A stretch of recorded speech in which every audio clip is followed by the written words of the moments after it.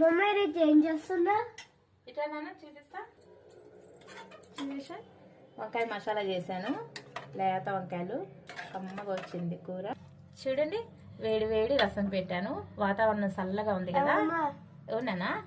చాలా ఆమ్లెట్ నచ్చుకొని తింటా. ఆమ్లెట్ చూడండి, కమ్మని పుదీనా చట్నీ చేశాను. భలే బాగుంటుంది. నా ఛానల్లో పెడతాను ఈ రెసిపీ, మీరు చూడండి. ఫ్రెండ్స్, మా మనవడు ఆమ్లెట్ అడిగాడు, వాడి కోసం నేను ఆమ్లెట్ వేస్తున్నాను.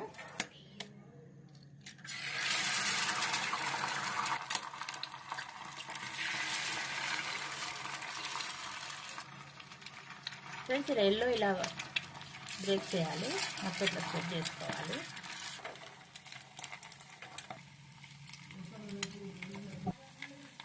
నా మనవడు అంత ప్రేమగా అడిగాడు కాబట్టి వాడికి డబుల్ ఆమ్లెట్ వేస్తున్నాను. వాడికి, మా మనవడికి రసంలో ఈ ఆమ్లెట్ నంచుకొని కడుపు నిండా తింటాడు. రసంలో ఆమ్లెట్ నంచుకొని తింటాడు, చాలా ఇష్టము. ఫ్రెండ్స్, రసంలోకి చారు ఇలా మెదుపుకోవాలి. మా అన్నము పెరుగులోకి రసంలోకి ఇలా మంచిగా ఇలా మెదుపుకొని కలుపుకుంటే కమ్మగా ఉంటుంది. చలికాలాల్లో పిల్లలకి ఇలాగా రసం పెట్టాలి.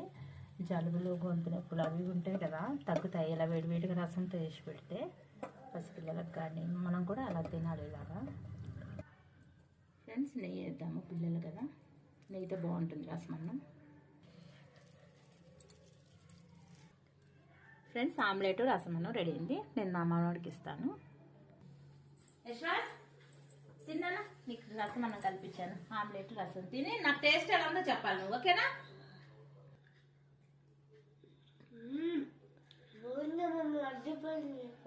థ్యాంక్ యూ నాన్న, థ్యాంక్ యూ తల్లి.